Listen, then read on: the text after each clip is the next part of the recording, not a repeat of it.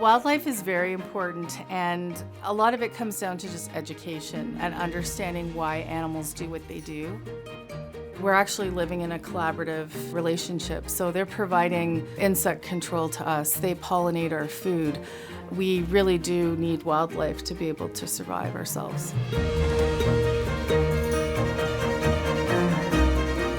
I love this organization. There's many animals that we get to see on a daily basis, and I think sometimes we forget that we're really lucky to have them in our city.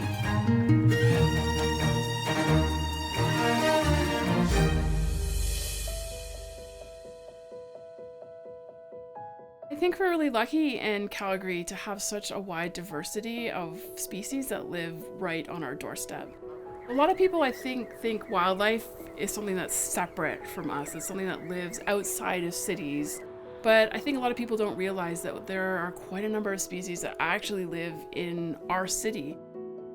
The purpose of our organization is to intake injured and orphaned wild animals, to rehabilitate them, and then put all healthy, vigorous individuals back into the wild. But also we provide educational programs to schools and community groups to teach kids about wildlife so that hopefully they will value wildlife as they get older. So the animals we see here at Calgary Wildlife Rehabilitation Society is a cross-section of what you normally see in the city. We're kind of in a unique position here being in Calgary. We receive animals from the east, so you've got prairie grassland. You have a little forest happening in Lethbridge, so you're getting a lot of birds and stuff that are coming out of Lethbridge. And then we have the foothills, so we get a pretty diverse cross-section of species here. Animals come to us generally one of two ways. The first way is that a member of the public comes across an injured or orphaned wild animal. They either will phone us and talk to us about that and find out, is it actually orphaned? Is it actually injured? And if the answer is yes, then we will encourage them to grab that animal and bring it to us. We've received a great horned owl. It's an adult male that came in last evening. He came in around 6 o'clock last night. He was caught in a barbed wire fence. So the landowner cut him from the fence. When he came to us, he had a barbed wire that was sticking out of his wing. We were able to anesthetize him and trim down that barbed wire. Right now, the vet and the technician are removing a piece of barbed wire from the owl's patagium, part of the top part of the wing. The barbed wire that came in was like 10 inches long. So we just had to cut because I didn't want it to just impale him. About this area is to me the worst. I know. And I don't know if I have any skin to close. Not really, eh? Right now he's actually getting a surgical procedure to remove the barb that is actually inside the wing. So he received fluids. We started him on antibiotics. We gave him an anti-inflammatory and a painkiller to deal with the pain. If an animal can't be released to the wild and be able to survive and catch prey, then the most humane option would be to euthanize that animal.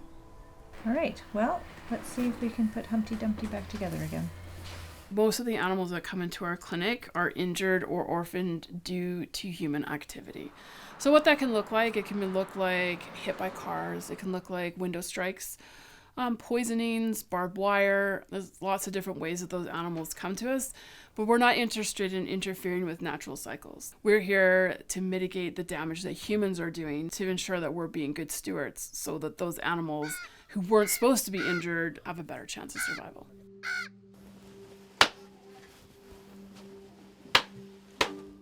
Now I'm going to pick him up and just place him over here.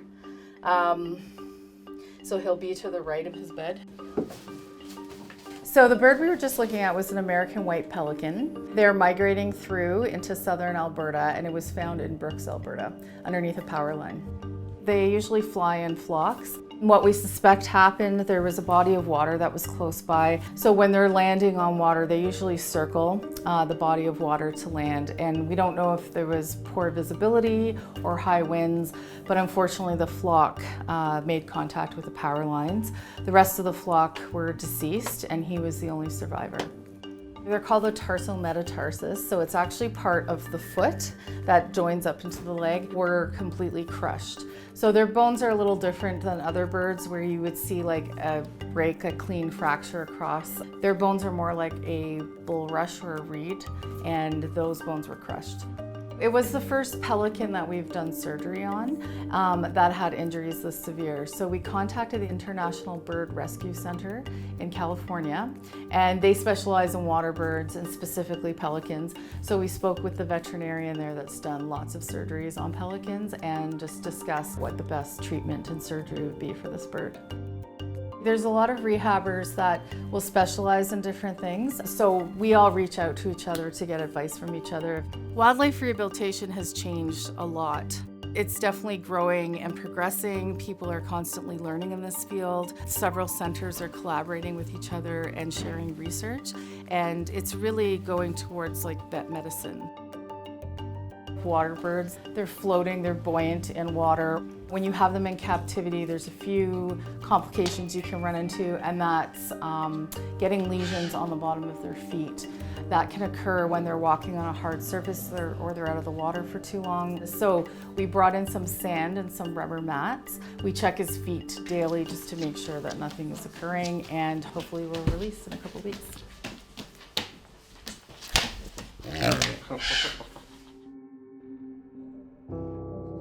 This is our first duckling mallard of the season.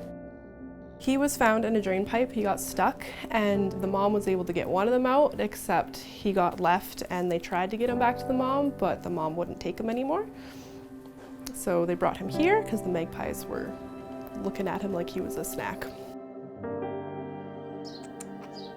So this guy was found on a broken beaver lodge by railroad tracks in the city, and he was on top of it crying. So the guy waited an hour for the mom to come back, and she never came back. So most likely the mother didn't make it. Yeah, he's just orphaned, and he's been putting on weight consistently every night, so that's good. And these guys, they're very social, so they need a lot of contact to get them to eat and to feel comfortable. But once he's weaned, it's basically going to be hands off, so he can just learn to be a wild beaver. This time of the year, specifically, we do get a lot of babies, so that is part and parcel why you're seeing a lot of babies at this particular time. There's a lot of babies that get kidnapped, unfortunately, so people see babies that are just sitting around, and the mother is around. She's just avoiding the baby until it's feeding time, and people often see those babies and want to bring them in for care. This is a white-tailed prairie hare. They are a native species of hare to the province. We get a lot of these guys in. A lot of people think that they're orphaned because they are found alone, which isn't true. They are naturally found alone. Mom leaves them alone all day pretty much. We will take in pretty much every single species, whether they're invasives or not. It's a life that is here that humans a lot of the time are the cause for, them becoming orphans or the injuries that they get. These are absolutely not a good idea to have as pets. They are extremely, extremely high stress animals because they are a prey species. They get something called capture myopathy. So it's basically that they become so stressed out that they basically have a heart attack and just die. In general, rehabs have a notoriously low number of success rates with these guys just because they are so high stress and they just kind of die for no reason. The industry standard for wildlife rehabilitation is approximately 30%. The center last year, our rehabilitation success rate was like high 40s, low 50s. And that's going to fluctuate from year to year depending on what animals are coming in. It just makes it worthwhile coming to work knowing that I can try to help these animals in any way that I can. Even if that means this animal can't be released to the wild, at least I know that I can help it in some way to at least end its suffering if that's what's needed. Body condition's not good. The barbed wire was like 10 inches in, so we just cut. Is it in the skin? Yeah. Yeah. That's nasty. Just don't know if I have any skin to close here. Just keep the ones that I kind of clean. Alrighty. Okay, let's look at the other side. Okay. Looks reasonably good. I don't know if that's going to hold, but Well, we'll see. we will see. Hold the feet so that if it wakes up, it doesn't kill us. Yeah, I don't know, like maybe like around here.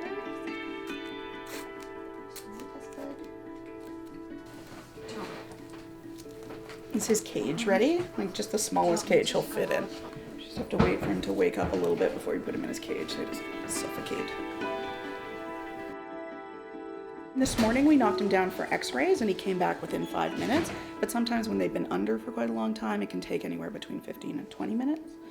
We just want to make sure that we're kind of stimulating them, because if you've ever had surgery, you just want to keep sleeping.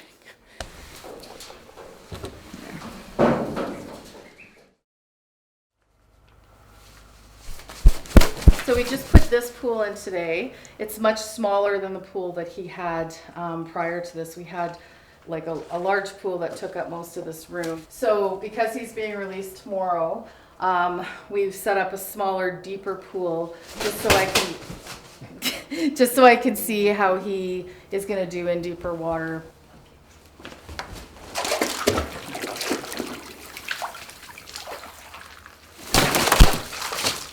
So that's good. He's floating really well, and yeah, he'll be good to go tomorrow.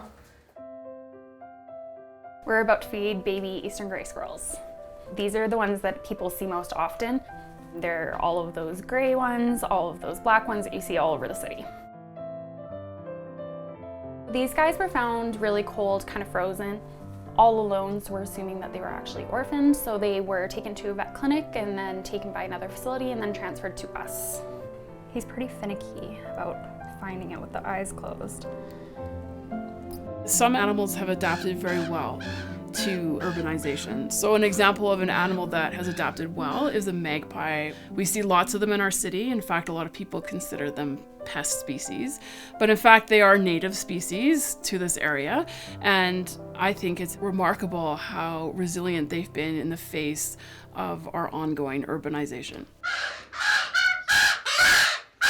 That's something that we generally find, that people have a dislike of animals that have adapted well to human occupancy, and that we have a real love for the animals that don't adapt well and who are struggling.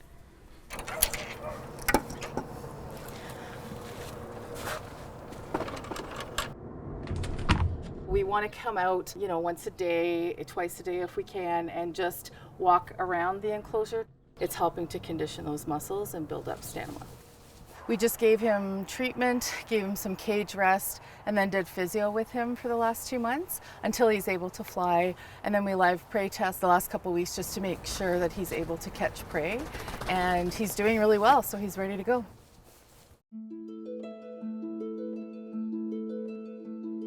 We're just outside of Brooks at Badger Lake, and this is an ideal habitat for pelicans, and this is not far from where he actually was found.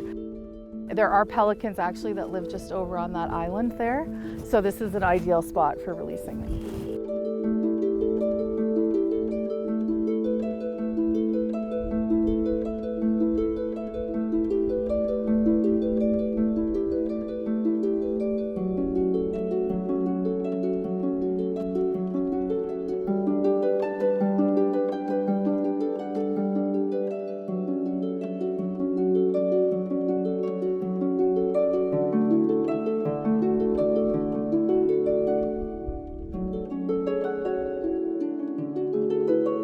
Because he's an adult owl, most likely he has a mate around. So we want to release them close to the area that they came from so they can go back to that mate.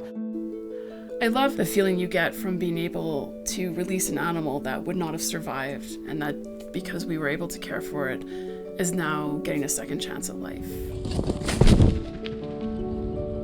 I think that's a remarkable and beautiful thing. Wow.